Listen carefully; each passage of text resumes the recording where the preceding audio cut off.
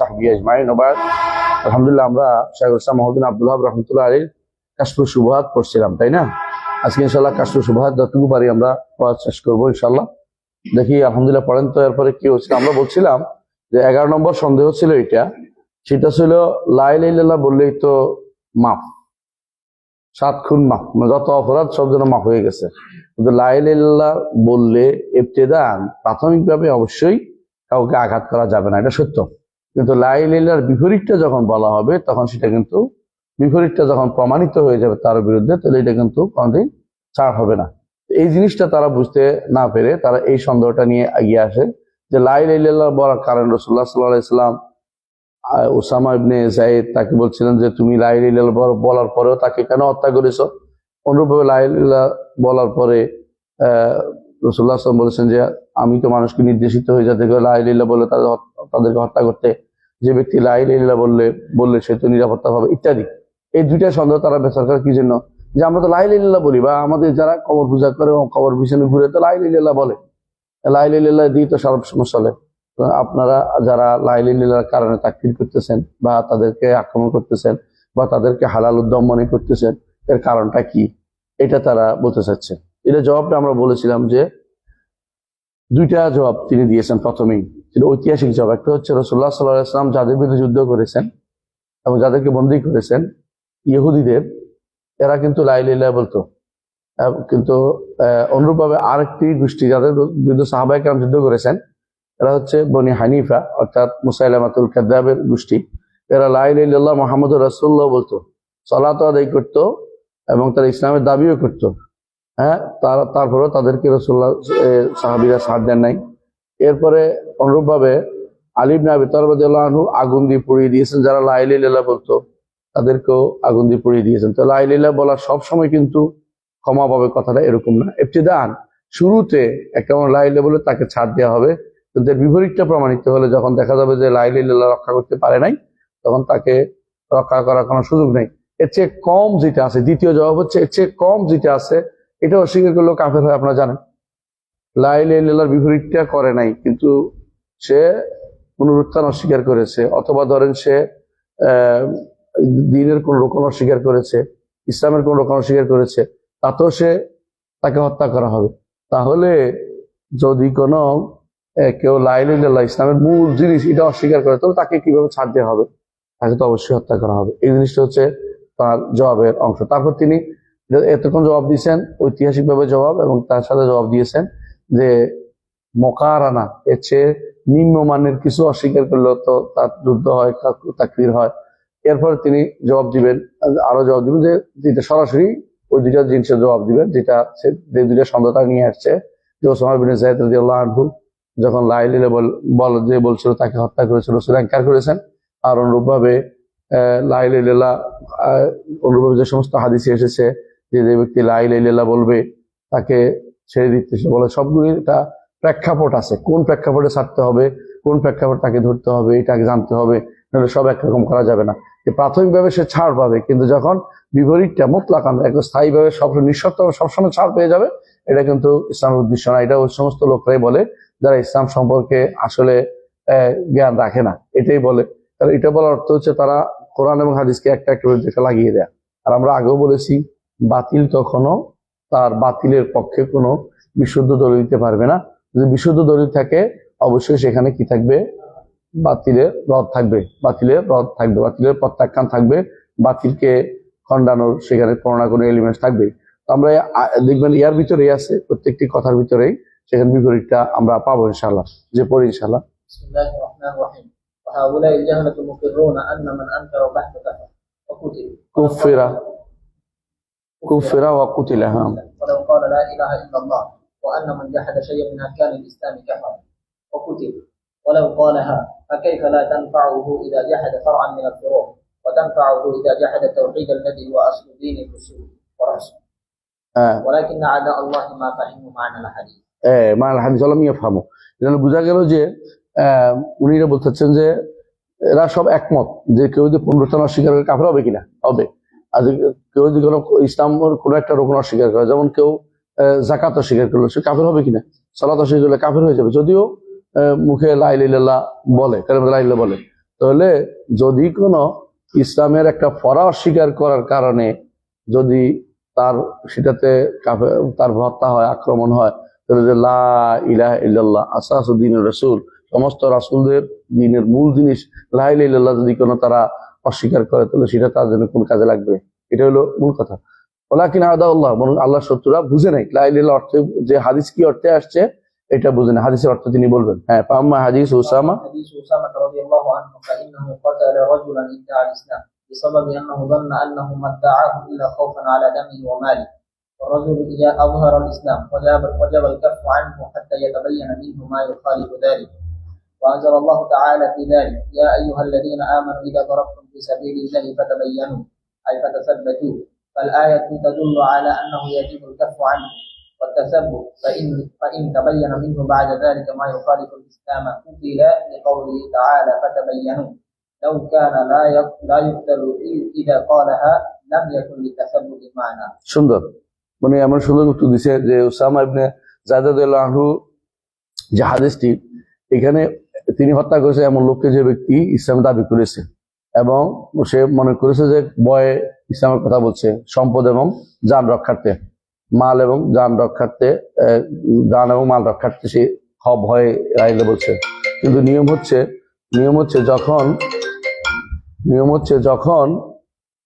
যখন কেউ লা ইলাহা ইল্লাল্লাহ বলবে, বিপরীতটা প্রকাশ পাবে না, ততক্ষণ তাকে হত্যা করা যাবে না, এটা নিয়ম। কিন্তু বিপরীতটা প্রকাশ পাক, এটা দলিলটা কোথায় পাইছি?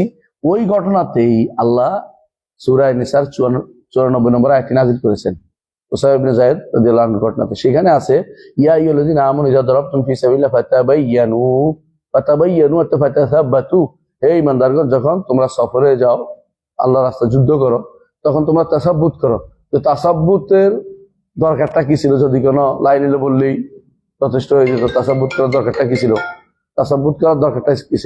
অর্থাৎ তাসাব্বুত মানে কি? মানে তোমরা বিষয়টা নিয়ে পরীক্ষা করো, যাচ পড়তাল করো, উর্দুতে বলে, মানে বিষয়ে ইনভেস্টিগেশন করো, আসলে কি সে ইসলামের উপর আছে কি না, কতক্ষণ এসব আছে। যদি বিপরীতটা প্রমাণিত হয়, তখন কিন্তু আর লা ইলাহা ইল্লাল্লাহ বলে মাফ করা যাবে না। এটাই বলছে আয়াতে যেটা বুঝাচ্ছে, এই আয়াত দিয়ে বুঝাচ্ছে যে অবশ্যই একটা সময় পর্যন্ত সে ছাড় পাবে, যতক্ষণ তাসাব্বুত হয় নাই। যখন তাসাব্বুত হবে, বিপরীতটা প্রমাণিত হয়ে যাবে পরীক্ষা নিরীক্ষার পরে, তখন কিন্তু তাকে হত্যা করা হবে। কারণ তোরে যদি কোনো ফাতাবাইয়ানু, যদি কোনো এটার উদ্দেশ্য না থাকতো যে এদের সময় পর্যন্ত তাকে ছাড় দেওয়া হবে, তাহলে ফাতাবাইয়ান অর্থ থাকে না। তাহলে ফাতাবাইয়ান করে কি লাভ? যদি কোনো তাকে সবসময় আপনি লা ইলাহা ইল্লাল্লাহ বলে ছাড় দিবেন, তাসাব্বুত কেন করবে? তাসাব্বুত কেন করে? পরীক্ষা নিরীক্ষা কেন করবে? তার বাস্তব অবস্থা কি, কেন তারা ইনভেস্টিগেশন করার দরকারটা কি ছিল? এটা হচ্ছে এর অর্থ। হ্যাঁ, দ্বিতীয় হাদিস। হ্যাঁ, وكذلك الحديث الآخر وأمثاله، فمعناه ما ذكرنا أن من أظهر الإسلام والتوحيد وجب الكف عنه إلا أن يتبين منه ما يناقض ذلك.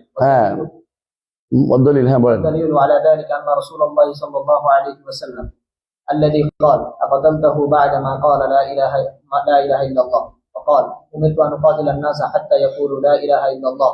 والذي قال في الخوارج أينما لقيتموهم فاقتلوهم ولئن أدركتهم لأقتلنهم قتل عاد، مع كونهم في أكثر الناس عبادة وتحليلا وتسبيحا، حتى إن الصحابة يحقرون صلاتهم عندهم وهم تعلموا العلم من الصحابة، فلم تنفعهم لا إله إلا الله ولا كثرة العبادة ولا ادعاء الإسلام لما ظهر منهم مخالفة الشريعة.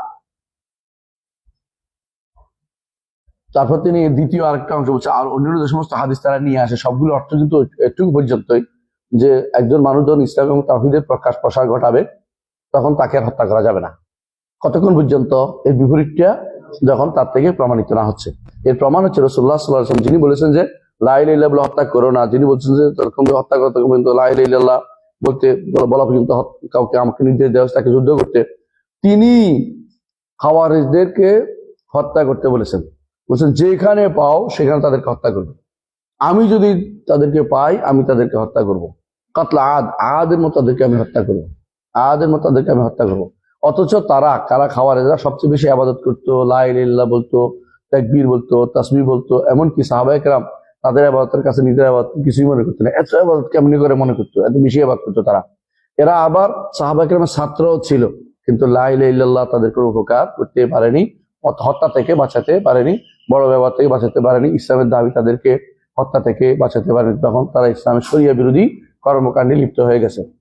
এখানে একটা জিনিস মনে রাখতে হবে যে হত্যা থেকে বাঁচা এক কথা, আর হত্যা থেকে বাঁচা এক কথা, আর তাকফির আরেক কথা। কিন্তু কথা বুঝাতে পারছি?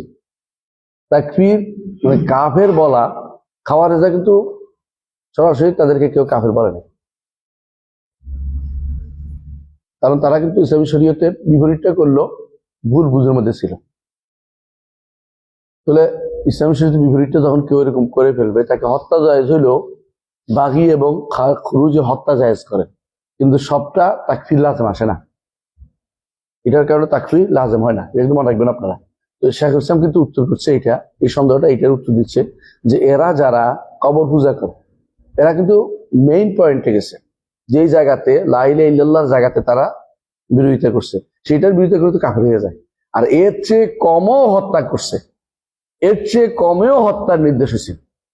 বুঝে আসছে কথাটা? এটা বলা হচ্ছে এর চেয়ে কমে যারা সুবহানাল্লাহ আলহামদুলিল্লাহ ইত্যাদি বলতো, সারাদিন কোরআন তেলাওয়াত করতো, কোরআন বলা হতো এদেরকে, এমনকি তাদের এখান থেকে গেলে গুনগুন শব্দ শুধু শোনা যেত, এরপরেও হত্যা নির্দেশ দিছে, তাকফির বাদেও। আর যখন একজন মানুষ লা ইলাহা ইল্লাল্লাহর বিপরীতটা করবে, তখন সে পুরো তাকফিরের কাজ করেছে, কাফের হওয়ার কাজ করে ফেলছে। এখন তাকে এই ওই সমস্ত লা ইলাহা ইল্লাল্লাহর আয়াত দিয়ে বলা যাবে না হত্যা বন্ধ, কারণ হত্যা লা ইলাহা ইল্লাল্লাহ বলার পরেও হত্যা করা হয়েছে দুই সম্প্রদায়কে।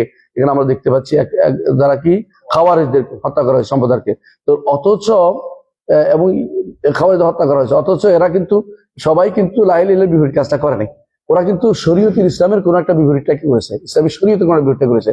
আর তাহলে এরা যারা লা ইলাহা ইল্লাল্লাহ বলে আর সরাসরি তাওহীদের বিপরীত করতেছে, লা ইলাহা ইল্লাল্লাহর বিপরীত করতেছে, এরা হত্যাও পাবে এবং তাকফিরও পাবে। তাকফির না হইলেও হত্যা হয়, বুঝে আসছে কথাটা? তাহলে তাকফির হয়ে গেলে হত্যা তো বিলা হবে, তার উদ্দেশ্য হচ্ছে এই কথাটা বলা। আসলে কথা বুঝতে পারছি আমরা? জি, এরপরে চলেন। وكذلك ما ذكرنا في قتال اليهود وقتال الصحابة رضي الله عنهم بني حنيفة. وكذلك أراد النبي صلى الله عليه وسلم أن يغزو بني المصطلق لما أخبره رجل أنهم منعوا الزكاة، حتى أنزل الله: يا أيها الذين آمنوا إذا إن جاءكم فاسق بنبأ فتبينوا أن تصيبوا قوما بجهالة فتصبحوا على ما فعلتم نادمين. وكان الرجل كاذبا عليهم. وكل هذا يدل على أن مراد النبي صلى الله عليه وسلم في الأحاديث التي احتجوا بها ما ذكرناه.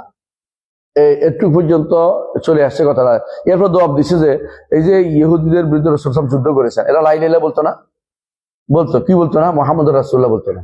আর বনি হানিফা এরা লা ইলাহা মুহাম্মদুর রাসূলুল্লাহ বলতো, কিন্তু আরেকজন নবী সাব্যস্ত করতো। আর রাসূলুল্লাহ সাল্লাল্লাহু আলাইহি ওয়াসাল্লাম এই দুইটা তো গেল সরাসরি একদম কাফের তাকফিরের বিরুদ্ধে যুদ্ধ করা। আবার রাসূলুল্লাহ সাল্লাল্লাহু আলাইহি ওয়াসাল্লাম বনির মুস্তালিকের বিরুদ্ধে যুদ্ধ করতে আগ্রহী হয়ে গেছিলেন। ওলীদ ইবনে উকবা যখন সংবাদ দিলেন যে এরা জাকাত দেন, জাকাত দিবে না, আমাকে হত্যা করতে উদ্যত হয়েছে, এই কথা শুনে রাসূল যুদ্ধ করতে উদ্যত হয়েছিলেন, যে যুদ্ধ করবো চাইছিলেন।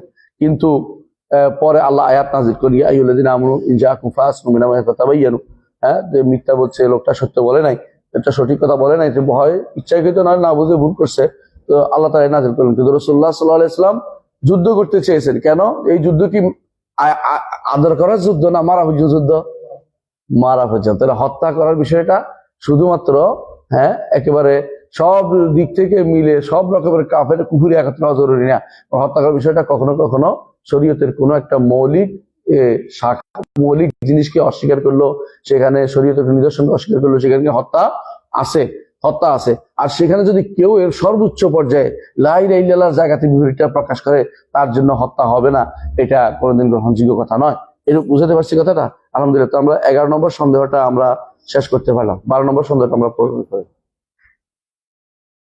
ولهم شبهة أخرى وهي ما ذكر النبي صلى الله عليه وسلم أن الناس يوم القيامة يستغيثون بآدم ثم بنوح ثم بإبراهيم ثم بموسى ثم بعيسى فكلهم يعتذرون حتى ينتهوا إلى رسول الله صلى الله عليه وسلم قالوا ما هذا؟ فهذا يدل على أن الاستغاثة শুভাতুল ইস্তেগাসা। এই ইস্তেগাসা কি তারা কি করছে? শুভাটা কিরকম? তারা উপস্থিত, সক্ষম এবং তখনকার সময়ে জীবিত, এইটার উপরে অনুপস্থিত সক্ষম এবং অনুপস্থিত অক্ষম এবং মৃতকে পাথর দিয়ে এবং কুমির দিয়ে, তাই না, ইস্তেগাসা করা কোনোটাই সমস্যা নাই, সব জায়েজ হয়ে গেছে। এটা জবাবটা অবশ্যই দরকার আছে, কারণ এটাকে পার্থক্য করতে তারা পারে না। যারা বেদাতি তারা সবকে একরকম মনে করে। কি বলতেছে জবাব? الجواب أن تقول سبحان من طبع على قلوب أعدائه فإن الاستغاثة بالمخلوق فيما يقدر عليه لا ننكرها، كما قال الله في قصة موسى فاستغاثه الذي من شيئته على الذي من عدو، وكما يستغيث إنسان بأصحابه في الحق أو غيره في أشياء وغيره وغيره أشياء يقدر عليه المخلوق. ونحن أنكرنا الاستغاثة العبادة التي يفعلونها عند قبور الأولياء أو في غيبتهم في الأشياء التي لا يقدر عليها إلا الله، فإذا ثبت ذلك فالاستغاثة থাকি। বলতেছে সুবহানাল্লাহ, যার অন্তরের মধ্যে আল্লাহ মোহর মেরে দিয়েছে তাকে তো আমরা কিছু করতে পারবি না। শত্রুদের অন্তরে, যারা আল্লাহর শত্রু যারা, তাদের অন্তরে মোহর মেরে দিয়েছে। আল্লাহ কোরআনও বলছেন খাতামুল্লাহ আলা কুলুবিহিম, সেই হিসেবে তিনি উল্লেখ করেছেন এরা অন্তরে মোহর মেরে, হক তো তারা হক জানতে চাচ্ছে না, হককে বাতিলকে মিশ্রণ করে ফেলতেছে। কারণ মাখলুক যেটা করতে পারে, সক্ষম আছে, উপস্থিত জীবিত, এদেরকে তো আমরা, এদের কাছে চাওয়া তো আমরা বলি না যে এটা অসম্ভব কিছু। আমি খাদে পড়ে গেছি, আমি বললাম যে উঠাও উঠাও উঠাও, এটা তো জায়েজ, মানে এটা ওয়াজিব। নিজে ভেবে মরে যাওয়া তো উচিত না। হাত পা প্রক্ষালন করা, কিছু উল্টা পাল্টা করা, চিল্লি করা তো জরুরি, কারণ অন্তত আমি মরে যাচ্ছি, মরে যাওয়া তো মানে চিৎকার করে মরে। এটা অর্থ উপস্থিত কেউ আছে কিনা আমার উঠাও, এটা হলো উপস্থিত কারো কথা বলা হচ্ছে। অনুপস্থিত বললে সেখানে শিরিক হবে, কিন্তু অনুপস্থিত অক্ষম ব্যক্তিকে এইটার জন্য চাওয়া জায়েজ নাই।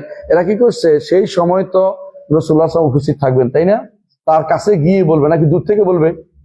কাছে গিয়ে তার কাছে চাইবে, নাকি দূর থেকে বলবে যে রসুল উদ্ধার করে, রসুল দূর থেকে শুনবেন না তারপর করে ফেলবেন? এই জাতীয় কথা তো হবে না। তারা এটা বলতেছে সম্পূর্ণরূপে মানে না বুঝার কারণে, যে ইস্তেগাসা কখন জায়েজ কখন জায়েজ না, এটা তারা পার্থক্য করতে পারতেছে না। তো তারপর তিনি উদাহরণ দিচ্ছেন। দেখো, মুসা আলাইহিস সালাতু ওয়াস সালামের সময় ওই লোকটি, যে লোকটি কিপ্তিটা কি করছিল, যুদ্ধ পরস্পর দুই কিপ্তি এবং এক কিপ্তি এবং বলি ইসরায়েলের মধ্যে মারামারি হচ্ছিল। তখন মুসাকে দেখে বুঝলো যে এটা আমার লোক। কে বললো? ইসরায়েলি বলছে মুসা আমার সাহায্য করো। মুসা এসে ওরা এক চক্কর দিছে, মরে গেছে। সাহায্য চাইছে না, সাহায্য চাইলে কি শিরিক নাকি? না, কারণ তিনি উপস্থিত, জীবিত, সক্ষম করতে সবই তিনি চাইছে, এটা তো দরকার তার। ঠিক অনুরূপভাবে আরেকটা কিছু আপনারা জানেন যে যখন হাজার একবার উঠেন ইয়াতে সাফাতে, একবার উঠেন মারওয়াতে, তো তিনি আওয়াজ শুনতে পেলেন, একটা আওয়াজ শুনে বললেন যে আসমায়াতিন, তুমি আমাকে শুনিয়েছ, আসমায়াতানি, তুমি আমাকে শুনিয়েছ, আগসনি ইনকার আন্দাকে গাওয়াজ, আগে বলছে তোমার শুনছো, তুমি কেউ আসো এখানে, অনুপস্থিত কাউকে বলেনি। আজ তোমাকে শুনতে পাচ্ছি, তুমি আসো, তুমি তোমার কাছে উদ্ধার কিছু আছে কিনা, তুমি বাঁচাও, আমাকে উদ্ধার করার চেষ্টা করো, আমার ছেলেটা মরে যাচ্ছে। তারপর তিনি দেখলেন যে সেখানে উদ্ধারের শব্দটা কোথায়, পানি কি করতেছে, পানি জিবরাইল তার ডানা ফিটাইয়া মাটি ছিদ্র করতেছে, পানি বের করতেছে। অনেকে বলে যে পায়ের চাপে আসছে, কথা সত্য না, পায়ের আঘাতে আসে নাই, সেটা জিবরাইলের ডানার আঘাতে বের হয়েছে। জিবরাইল ডানার আঘাত দিয়ে তিনি কি করছেন, পানি বের করে দিচ্ছেন। তখন তিনি দৌড়ে এসে এটাকে চারদিকে বাঁধ দিলেন, জামজাম বললেন, বা চারদিকে বাঁধ দিলেন। এই বাঁধ দিয়ে তিনি পানির ব্যবস্থাপনা আটকে রাখলেন, যে পানি যেন সারা না হয়ে যায়। রাসূলুল্লাহ সাল্লাল্লাহু আলাইহি ওয়াসাল্লাম বলেছেন যদি তিনি বাধা না দিতেন তাহলে এটা একটা প্রস্রবণ, একটা প্রবাহিত একটা নদীতে পরিণত হয়ে যেত। যাক, আলাকুল হাল, এখানেও দেখেন, তুমি শুনতে পাচ্ছি তোমাকে, তুমি আমাকে উদ্ধার করতে পারে, না শুনে না জানা অনুপস্থিত কাউকে তিনিও ডাকেন নাই। তাহলে বোঝা গেল যে এই জাতীয় জিনিসটা সবাই জায়েজ বলে, যে উপস্থিত সক্ষম জীবিত মানুষের কাছে চাওয়া তো জায়েজ। কিন্তু এরা কি করে, যেটা আরো অনুরূপ আরেকটা উদাহরণ দিচ্ছে, যুদ্ধের মধ্যে এক অপর বলে আমাকে উদ্ধার করো, আমাকে পড়ে গেছি, আমাকে পড়ে আমাকে উঠে নিয়ে যাও। হ্যাঁ, অনেক সময় যুদ্ধের মধ্যে একজন একজনকে উঠাই নিয়ে যায়, একজনকে সাহায্য করতে একজন এগিয়ে আসে। এইটা তো শরীয়তে নাজায়েজ করে নাই, কিন্তু এরা কি করে, নিষেধ করে কোনটা, আমরা নিষেধ করি, বরং কোনটা আমরা নিষেধ করি, ওই সমস্ত ইবাদত যেটা করে কারা করে, আল্লাহ ওলিদের যাদেরকে বলা হয় তারা ওলি বলে, এদের কবরের কাছে করে, নবীদের কবরের কাছে, অথবা তাদের অনুপস্থিতিতে করে, যেটা তারা কোনো মাখলুকের পক্ষে সম্ভব না, আল্লাহ ছাড়া যেটা কেউ করতে পারে না, অনুপস্থিতিতে, এটাকে আমরা অস্বীকার করি। তো এইটা এবং দুইটা একসাথে করে ফেলেন কেন আপনি? এটা একসাথে করার কোনো সুযোগ নাই। এখন যে বলে যে দুইটা একসাথে একই রকম, বলে একই রকম না, কারণ কোনো ব্যক্তি প্রমাণিত হয় নাই যাতে যে কেউ যে জিনিস আল্লাহ ছাড়া কেউ করতে পারে না, এটা আল্লাহ ছাড়া কারো কাছে চাইছে, অথবা যে জিনিস অনুপস্থিতিতে তারা রাসূলুল্লাহ সাল্লাল্লাহু আলাইহি ওয়াসাল্লাম যোগে কোন উপস্থিতি দূর দূরান্ত থেকে রসুলের কাছে কেউ আশ্রয় চাইয়ে বসেছে, এমন কোনো প্রমাণ কেউ কোন দেখাতে পারবে না। বোঝা গেল যে এই জাতীয় জিনিসের দলিল দেওয়া হচ্ছে দুই মুতাফার রেখাইন, ভিন্ন দুইটাকে মুতাফার রেখাতের মধ্যে দুইটা কি করা হয়, এক করে ফেলা হুয়া কি করা ইত্তেহাদুম বাইনা মুতাফার রেখাত, ভিন্ন দুইটাকে একসাথ করে ফেলা, ওয়া তাফরিকুম বাইনা মুতামাসিলাইন, এবং যদি কোনো এটা আলাদা না করা হয় তাহলে কি করা হবে, যদি আলাদা না করা হয় তাহলে আপনি এই জায়গাতে এই পার্থক্যকে এটা বুঝতে না পারলে তাহলে আপনি আলেমের দরজায় নাম লেখাতে পারবেন না। আলেমরা সবসময় কোথায় কি ওটা বলতে হবে একরকম করে ফেলে না, তারা বুঝে যে এইটার জন্য এটা, এই হুকুমের জন্য এটা, এইটা এই ঘটনা ঘটছে এটার হুকুম এটা, এই ঘটনা ঘটছে হুকুম এটা, এখন সমস্তকে একসাথ করে ফেলে তো আলেমের দরজায় তারা পড়ে। এই জন্য তিনি এদেরকে জাহালা বলেছেন, এদেরকে তিনি আদা দিন বলেছেন, কারণ শত্রু, দিনের শত্রুতা তারা পোষণ করতেছে, দিনকে তারা বুঝে নাই, দিনকে অপাত্রে লাগিয়ে দিয়েছে, এখানকার ঘটনা ওখানে লাগিয়ে দিয়েছে। হ্যাঁ, তারপর পড়েন। إذا ثبت ذلك فاستغاثتهم بالأنبياء يوم القيامة يريدون منهم أن يدعوا الله أن يحاسب الناس حتى يستريح أهل الجنة من كرب الموقف، وهذا جائز في الدنيا والآخرة. وذلك أن تأتي عند رجل صالح حي جالس ويسمع كلاما فتقول له ادعو الله لي، كما كان أصحاب رسول الله صلى الله عليه وسلم يسألونه ذلك في حياته، وأما بعد موته فحاشا وكلا أنهم سألوه ذلك عند قبره، بل أنكر السلف على من قصد دعاء الله عند قبره فكيف بدعائه نفسه। মাশাআল্লাহ, সুন্দর। শেষে বলছে যে এটা যদি এটা প্রমাণিত হয়ে গেল, কোনটা, যে সালফে সালিহিন কখনো কবরদের কাছে, মাজারের কাছে কোনো কাছে যাইতেন না, সাওয়াজে যাইতেন না। তো এটার মধ্যে পার্থক্য আছে, জীবিত এবং অজীবিতের মধ্যে, সক্ষম অক্ষমের মধ্যে, উপস্থিত অনুপস্থিতির মধ্যে পার্থক্যটা অবশ্যই করতে হবে। তখন বলতেছেন যে কিয়ামতের দিন যে চাওয়াটা হবে, এই চাওয়াটা তখনকার জীবনে জীবিত এবং তারা সামনে উপস্থিত এবং তারা করতে সক্ষম, এই জন্য তারা উদ্ধার চাইবে। এখানে তো কোনো আমাদের শর্তের কোনো ব্যাঘাত ঘটে নাই, কিন্তু এটা তো জায়েজ, দুনিয়াতেও জায়েজ, আখিরাতেও সেটা জায়েজ। হ্যাঁ, এবং দুনিয়াতেও জায়েজ কিরকম, একজন নেককার মানুষের কাছে আপনি যে বলবেন যে তার কাছে বসে যে আপনি জীবিত আছেন, আপনি আমার জন্য দোয়া করেন, তিনি দোয়া করবেন, তো এটা করতেই পারেন, তিনি তো আল্লাহর কাছে উদ্ধার কিছু করতেই পারেন, কারণ তিনি আপনার কথা শুনতে পায়। হ্যাঁ, তিনি আপনার কথা শুনতে পাচ্ছেন। এই রাসূলুল্লাহ সাল্লাল্লাহু আলাইহি ওয়াসাল্লামের সময় তারা এরকম আসতো, যেমন কি ইস্তিসকার জন্য আসতো, ইয়া রাসূলুল্লাহ সব ডুবে গেল, এটা হলো আল্লাহর কাছে, আল্লাহ আমাদের বৃষ্টি দেয়, তিনি দোয়া করতেন বৃষ্টিতে, কিন্তু দূর দূরান্ত থেকে বলে নাই, হ্যাঁ বৃষ্টি সব আরম্ভ হয়ে গেছে, সব ডুবে যাচ্ছে, ওখান থেকে বলে দেয় নাই রসুলের উসিলায় আপনি আমার দেন, রসুলের ইস্তেগাসা করছি আল্লাহ আমার দেন, এটা কিন্তু বলে নাই। রসুলের কাছে আসছে, রসুলকে শুনিয়েছে, রসুল জীবিত দোয়া করতে পারতেছেন এমন অবস্থায়। কিন্তু রসুল যখন মারা গেছে, সাহাবায়ে কেরাম কিন্তু একবারও তার কাছে দোয়ার জন্য আসে নাই, উদ্ধার কামনাও চায় নাই, এবং তাদের রাসূলুল্লাহ সাল্লাল্লাহু আলাইহি ওয়াসাল্লাম কবরকে কোন উদ্দেশ্য করে নাই। এখন একজন নিয়ে আসবে কি, উদ্ভিদ ঘটনা নিয়ে আসবে, উদ্ভিদ ঘটনা বুঝেন, ইবনে কাসির উদ্ভিদ ঘটনা উল্লেখ করছে, এটাতে কি খুশি বেদাতিরা, কিন্তু এই উদ্ভিদ ঘটনাকে রদ করেছে, এটা তারা দেখে না। উল্লেখ করার অর্থই এই নয় যে এই ঘটনা মেনে নিচ্ছে, বরং এটা বলে এই জন্য যে এই ঘটনা প্রচলিত আছে। উদ্ভিদ ঘটনা মোটেই শুদ্ধ না, বুঝে আসছে কথাটা? উদ্ভিদ ঘটনা মোটেই শুদ্ধ না, কারণ হচ্ছে উদ্ভিদ ঘটনা সনদ মিলে নাই, সনদ নাই, বুঝে আসছে কথাটা? উদ্ভিদ ঘটনা সনদ নাই, উদ্ভিদ ঘটনা এমন ঘটনা যে ঘটনা আসলে সনদ দিয়ে প্রমাণিত হয়নি। তো যেই ঘটনা আমরা সাধারণত হাদিস হইলেও সনদ খুঁজি, ঘটনার কেন সনদ লাগবে না? একটা হাদিস হইলেও সনদ খুঁজি, আর ঘটনার বুঝি সনদ বাদে চলে যাবে। তাহলে বোঝা গেল যে এই জাতীয় ঘটনা যারা বর্ণনা করে, সনদ দিয়ে বর্ণনা করে নাই, এগুলি প্রত্যেকে ইউহকা বলা হয় তাকে, এরকম বলা হয় তাকে, একটা ঘটনা দিলেই এটা দিয়ে দলিল দেওয়ার কোনো সুযোগ নেই। কারণ শিরকের ব্যাপারে, ইস্তেগাসার ব্যাপারে এরকম যিনি দলিল দেবেন, তারা কি বলছে তাও শুনেন। উদ্ভি এসে কবরের কাছে এসে বলছে, ইয়া খায়রা মান দুফিনাত বিল কারযুমাহু ওয়া তাবা মিন তুইবিহিনাল কার ওয়াল আকামু, হ্যাঁ নফসিল ফিদাউ লিকবরিন আনতা সাকিনু ফিহিল আফাফ ওয়াল জুদ ওয়াল কারাম, এটা বলছে, বলে তিনি ঘুমাই গেছে। বুঝছেন তো কথাটা?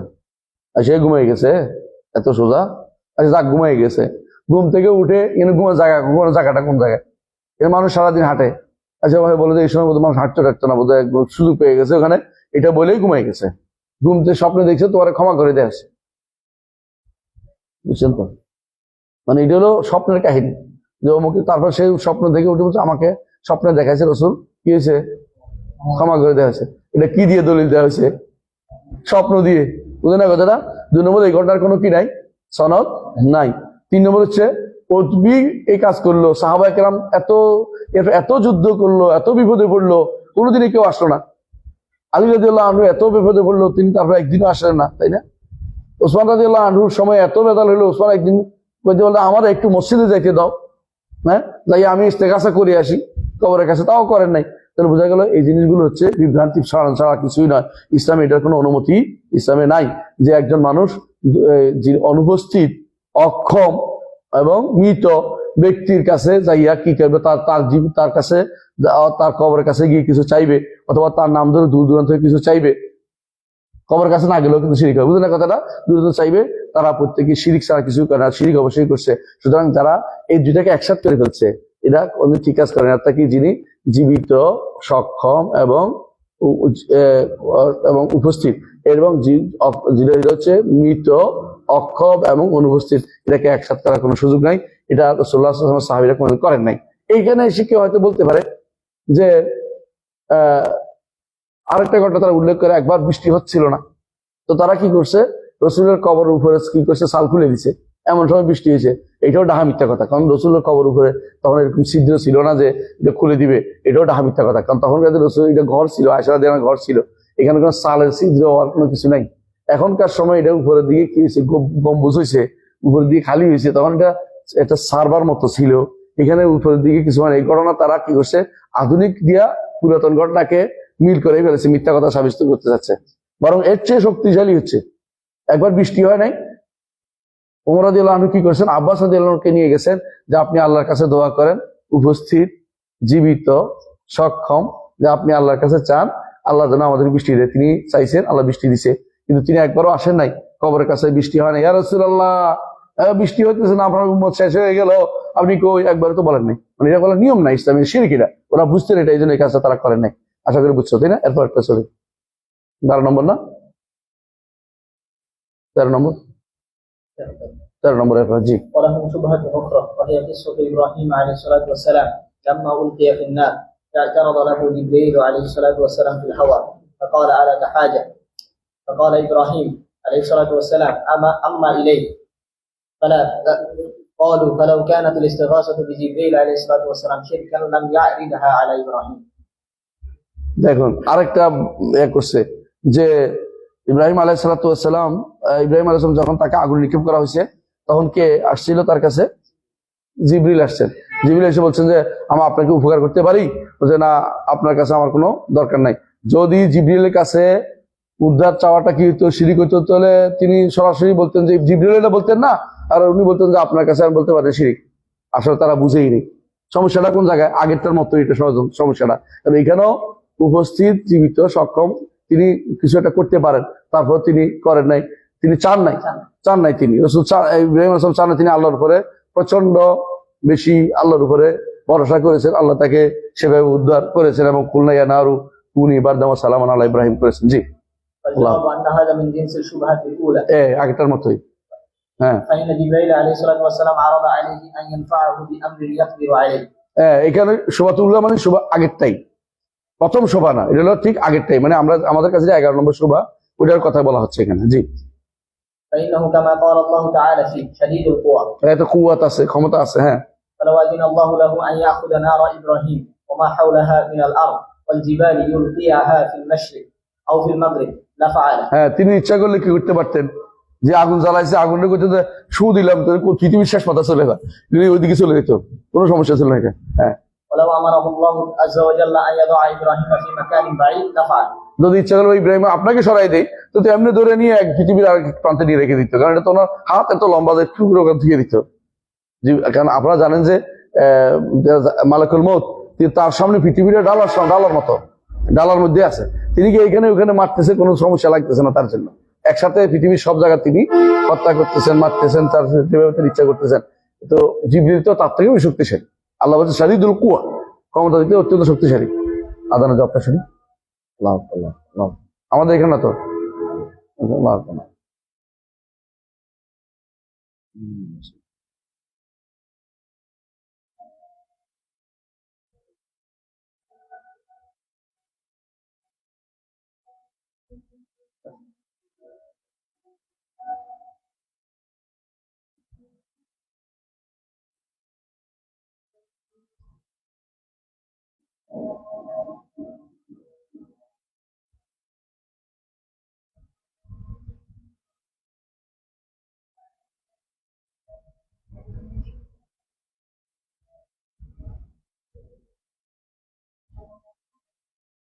আল্লাহ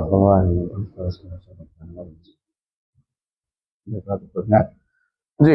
তো বলছে আরেকটা, তিনি বলতে পারতেন যে আমার উপরে উঠে নেন, তাহলে তিনি উঠে ফেলতে পারতো, কিন্তু তিনি সক্ষম, এতে কোনো সন্দেহ নাই। তারপর তিনি উদাহরণ দিচ্ছেন, বলেন। হ্যাঁ ولو أمره أن يرفعه إلى السماء لفعل. হ্যাঁ وهذا كرجل غني له مال كثير يرى رجلا محتاجا فيعرض عليه أن يقرضه أو يهبه شيئا يقضي به حاجته فيأبى ذلك الرجل المحتاج أن يأخذه. হ্যাঁ, বলতেছে যে এটা কিরকম হয়েছে, একজন মানুষের অনেক সম্পদ আছে, আরেকজন গরিব দেখি বলতেছে তোমার কিছু খরচ দিব, তোমাকে দান করব। সে বলছে না, আমি কোনোটাই করবো না, আমি তোমার খরচও নিব না, দানও নিব না। তো এর অর্থ হলো সক্ষম মানুষ, তার সম্পদ আছে, ও গরিবের দিতে চাচ্ছে, নিতে চাচ্ছে না, এটা না, সবর করতেছে। তো এটা হচ্ছে কিরকম, ইব্রাহিম আলাইহিসসালামকে সাহায্য ক্ষমতা দিয়ে সাহায্য করতে চাইছেন কে? জিবরিল। তো উনি বলছে আমি নিব না। এটার সাথে আপনার শিরকের কোনো প্রশ্নই আসতেছে না। জি। ويصبر حتى يأتيه الله برزق لا منة فيه لأحد فأين هذا من استغاثة العبادة والشرك ولو كانوا يفقهون. এটা শিরকের সাথে কোনো সম্পর্ক নেই, যদি তারা এটা বুঝতো তাহলে এই সমস্যা উন্নতি হতো না। এরপর তিনি বলছে ওয়াল নাখতিমুল মাসালাতা বি খাতিমাতিন, এটা কি শেষ হবে? শেষ করে বলতে পারলেন? নামাজ তো পড়ে না, হবে না মনে হয়। জিনিসটা আছে অনেক লম্বা লম্বা জিনিসটা থাকে, আরেকদিন ইনশাআল্লাহ শেষ করবো। সুবহানাকাল্লাহু ওয়া বিহামদিকা আশহাদু আল্লা ইলাহা ইল্লা আনতা আস্তাগফিরুকা ওয়া আতুবু ইলাইক। আসসালামু আলাইকুম ওয়া রাহমাতুল্লাহি ওয়া বারাকাতুহু। ইনশাআল্লাহ আমরা এরপর এটার পরে আমরা শারহুস সুন্নাহ ধরবো।